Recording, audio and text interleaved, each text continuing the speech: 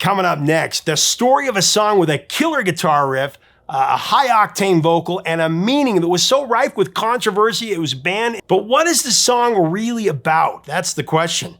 There are many theories. One thing's for sure, though, it's a song that continues to get passed on from generation to generation, and I'm telling you, his backstory is one of the most interesting tales of the 70s. The singer had to record the vocal of this song through clenched teeth because his jaw was wired shut. And the songwriter, he's changed his story about writing it, what it's about, so many times I've lost track. So what really happened in a bungalow in the Hollywood Hills that inspired one of rock's greatest tracks? We're going to take you there and find out next on Professor of Rock. Hey music junkies, Professor of Rock, always here to celebrate the greatest artists and the greatest songs of all time. You know, if you ever had Jell-O pudding pops back in the day, you're going to dig this channel of deep musical nostalgia. Make sure to subscribe below right now. Click the big red button and click the bell so you always know when our latest and greatest come out. Check us out on Patreon as well. There we have additional content that helps us keep it a daily channel and keeps us moving with the interviews. You know, melody is such an important element in the construction of a hit song. That catchy chord sequence or that rhythm that sticks in your head and makes your senses just beg to hear it again and again. In modern song composition, the guitar riff is a bit of a lost art. I never thought I'd say that. There aren't many these days as music becomes more and more computerized. The beauty of a guitar riff is the power that it can have to instantly grab the listener without vocals or any other accompaniment. With that first note, you can't wait for the thrill ride that you're about to experience. Classic riffs like Keith Richards' and I Can't Get No Satisfaction,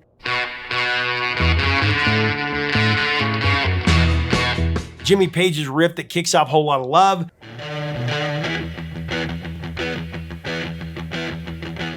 Ritchie Blackmore's chord sequence that leads Smoke on the Water,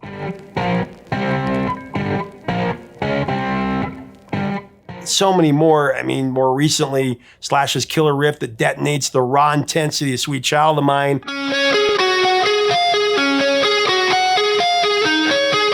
But in this episode, I want to tell the story behind the creation of a song with one of those unforgettable opening riffs that it's had a bit of a pop culture resurgence in 2024.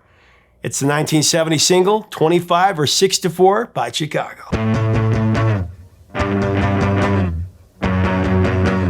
Featuring the opening riff played by the late and greatly underappreciated and underrated Terry Kath.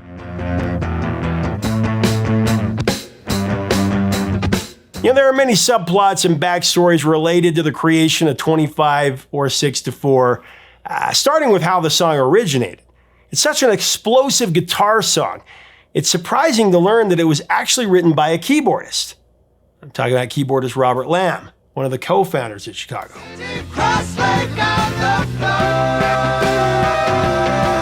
The inspiration behind 25 or 6-4 is cloaked in contradiction and controversy. Robert Lamm, or Bobby as his friends call him, he stated that the song was conceived very late at night, sometime between 3 and 4 a.m., inside of a room that overlooked LA's famous Sunset Strip in Hollywood. That seemed to be acknowledged and accepted by those close to the 7 members that constituted the original lineup of Chicago. But the details have been wildly debated since the song became a hit, and Bobby's explanation of why he wrote the song is wildly refuted, I'm telling you. 25 or 6-4. The band Chicago, called the rock band with horns, they were formed under the name The Big Thing, and then they changed their name to Chicago Transit Authority. That was also the title of their outstanding debut record. But as many of you know, the band was forced to change their name to just Chicago because the mass transit system actually licensed the Chicago Transit Authority threatened to sue them if they didn't. Chicago's first album was an amazing launch for the band. It's a double LP that is full of stellar tracks with several surprise hits. Beginnings, that went to number 7 on the Billboard Hot 100. Does Anybody Really Know What Time It Is? That ascended to number 7. And what I've always considered one of the greatest brass-dominated rock tracks ever, Question 67 and 68, the band's debut single.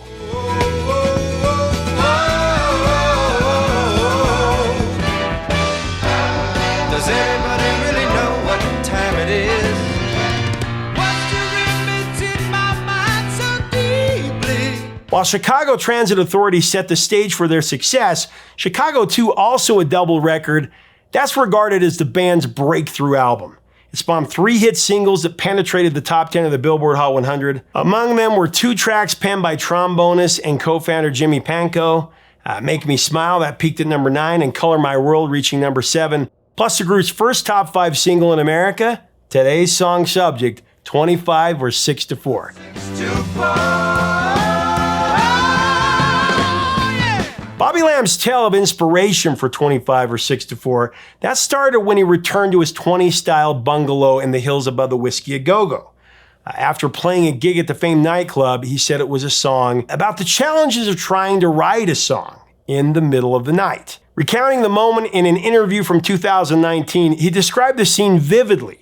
He said, "Coming home one night from the whiskey, I was just kind of unwinding. As he settled at the piano, the rhythm of the city was still pulsating in his mind. He started to play a riff, one that would become the iconic opening for 25 or 6-4.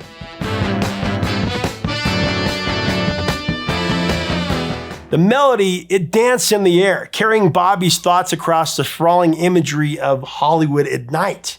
Looking at the lights on the tall buildings, he mused, flashing lights against the sky.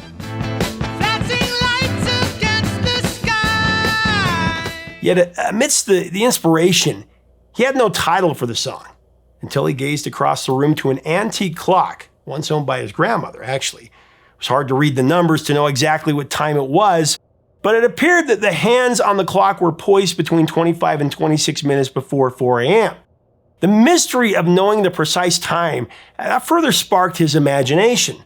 Bobby said he just started jotting down whatever he was doing in the room at the time. The words just started to flow. It seemed that there was a creative process of songwriting unfolding before him. So the title of the song is centered around that minute of uncertainty. It was either 3:35 or 3:34, 25 or 6-4. With that framework laid out, Bobby brought his creation to the band. I played it for some of the guys, is what he said. And I said, "This is a new song, what do you think?"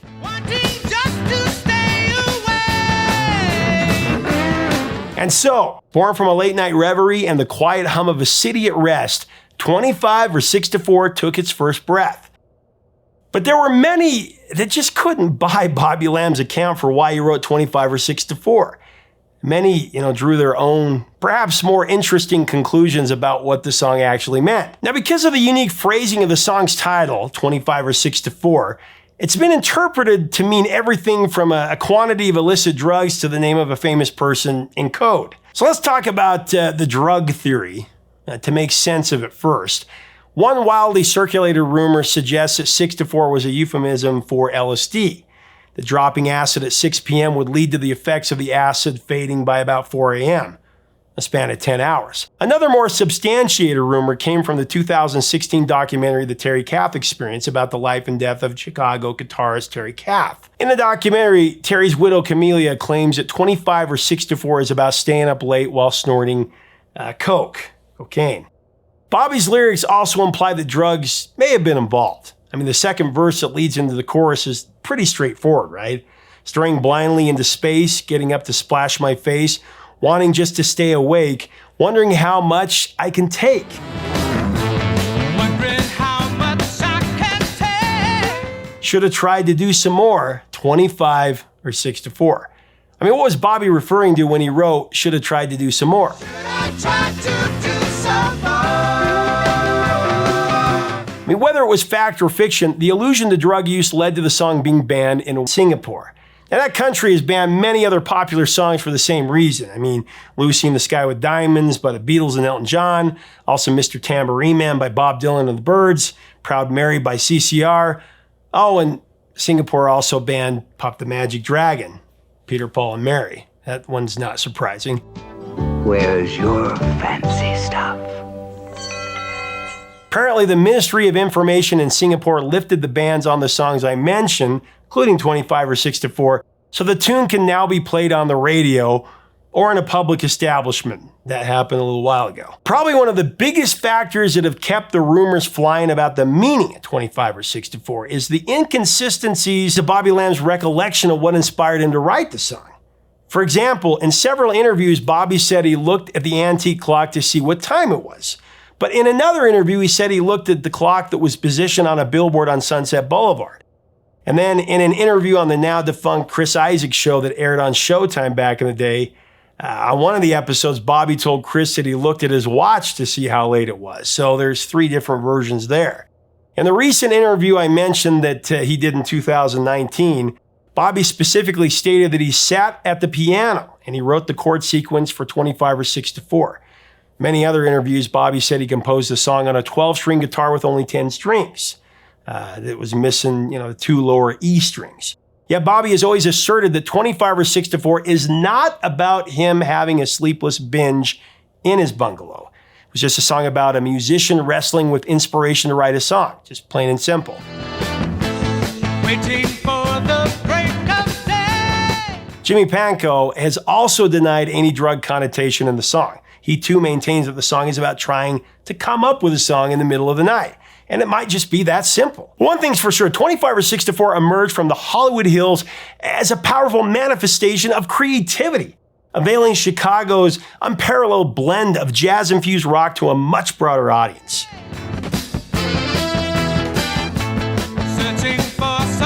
Now, as we continue to break down this classic, I want to thank our sponsor, Zenni Eyewear. When you choose Zenni and click on our info button right up here, there's always a great deal running on frames. You choose your color, your shape, your size, you design your own. You can get up to 80% off regular retail prices.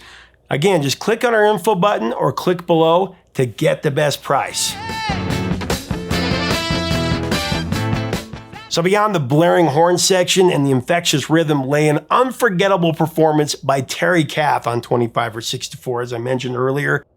Kath's electrifying guitar riffs energized the song with a gritty hard rock edge. Terry played the song's signature 5-chord descending guitar riff through a modified Fender concert amp. Now, according to Jim Guercio, who produced the first 11 Chicago records, he said Terry was always experimenting.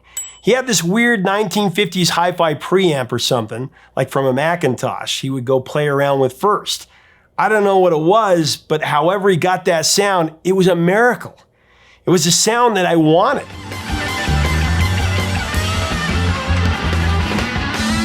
Terry delivered a mind-blowing guitar solo on 25 or 6 to 4, that's for sure, extending the solo with a wah pedal. The solo on the track prompted Jimi Hendrix to say that he played the 6-string better than me, and that he should be regarded as the best guitarist in the universe. I mean, just incredible.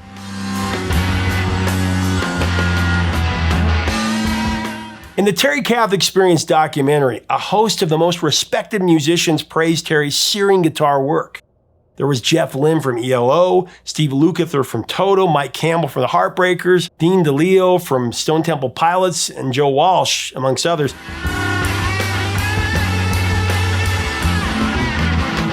Terry Kath's life was a tapestry woven with both color and shadows. Amidst his musical prowess, there lurked a dark undercurrent of substance abuse, struggle he honestly admitted.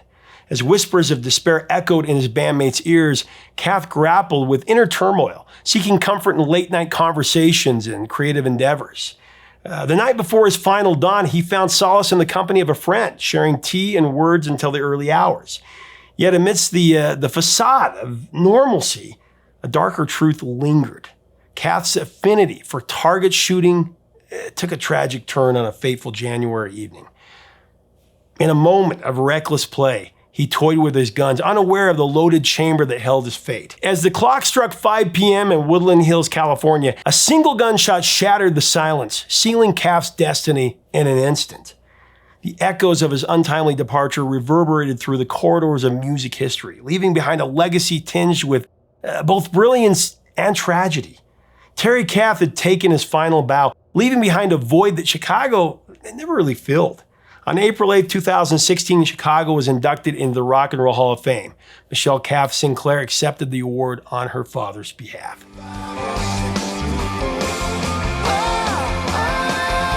Now, fans already knew that Peter Cetera was an exceptional vocalist. He's one of my favorites. But his urgent, towering vocal on 25 or 6 to 4 showcased another dimension of his skills and elevated the intensity to an already explosive track. Peter performed his incredible lead vocal on 25 or 6 to 4, despite his jaw being wired shut. So get this, a few months before the recording session, the band went to a baseball game at Dodger Stadium. Their hometown team, the Chicago Cubs, pulverized the Dodgers 7-0, leaving 4 Marines very angry and ready to take their aggression out on somebody. That somebody happened to be Peter Cetera. He was singled out by his long hair as much as his allegiance to the Cubs. One of the Marines pushed Peter down a few aisles, and when Peter got back up to retaliate, another Marine threw a right hook that hit him right square in the face. The ensuing brawl sent Peter to the intensive care unit with a jaw broken in 3 places. Now, when it came time to record 25 or 6 to 4, his jaw, it was still wired shut. Jim Guercio informed Mix Magazine that he didn't have the luxury of being merciful, and he told Peter that he couldn't wait for him to heal up. They had to go ahead with the recording session, so Peter Cetera was forced to sing his vocal through clenched teeth. If you can imagine that. I don't know how he did it. The ordeal led to Peter's trademark singing style, though, where he remarkably barely opened his mouth. Sometimes it's forgotten that while Peter Cetera was a core member of Chicago, he was the bass player for the band as well. And he also excelled at that. Peter, known for his fingerstyle bass playing, was annoyed at Jim Guercio's insistence on him using a pick to get a crisper sound. To get Jim just to shut up, Cetera creatively played his bass with the back of his fingernail, blending his signature technique with Guercio's persistent marching order.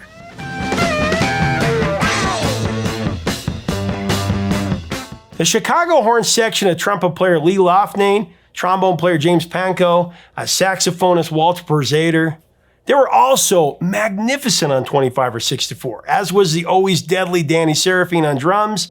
Bobby Lamm provided backup vocals for Peter and also played the acoustic piano on this track. Just a full-fledged assault here.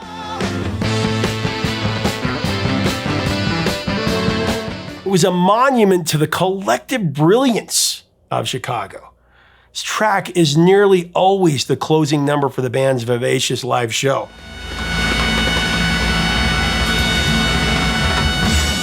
In January 1970, the eagerly awaited album hit the shelves, marking the arrival of Chicago's latest musical offering. Months later, in June 1970, a single emerged from the album, stripped down but no less potent, ready to make its mark on the charts. With a strategic radio edit that trimmed away the second verse and most of Terry Kath's guitar solo, which is ridiculous, the song burst onto the scene, swiftly ascending to number 4 on the Billboard Hot 100 charts. Across the pond, it made waves on the UK singles chart as well, claiming a respectable position at number 7. It wasn't just a milestone for this band, it was their first song to soar into the top 5 in the US, cementing their place in the musical pantheon.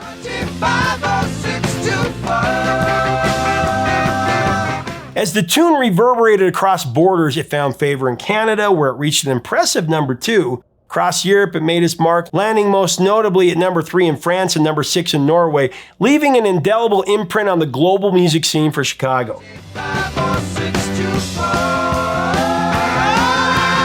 25 or 6 to 4 has popped up in all sorts of places in pop culture. You can jam out to it when you're playing Rock Band, catch it on several episodes of King of the Hill, and also there's the flick I, Tonya starring Margot Robbie. And if you're into superheroes, you might have heard it in The Flash recently, where it sets the scene for an older alternate version of Bruce Wayne. Michael Keaton is very cool.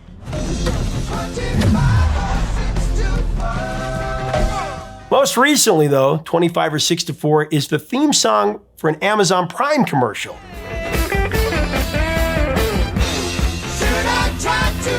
If we put the web spinners and the Singapore censors aside, though, and focus on Bobby Lamm's unwavering meaning behind the title of the song he wrote during a late night of restlessness, sitting with his legs crossed on the floor, staring into space, 25 or 6 to 4 is about time, right?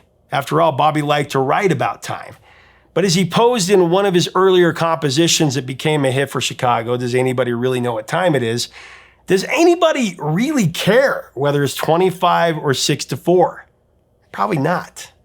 Doesn't change the fact that the song is an electrifying banger performed by one of the most musically proficient bands of the entire rock era. The first time I heard this was from my dad playing the 8-track. It was so catchy, he caught me dancing around his workshop when I was just little. A few months ago, I caught my 11-year-old doing the same thing. Some things never change. Great music always gets passed on.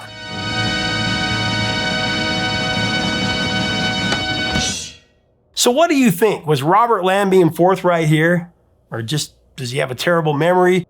Or did he not want to admit that 25 or 6 to 4 was about something else? Let us know below. Let us know your memories of the song. Let's talk about Chicago. Let's talk about Peter Cetera.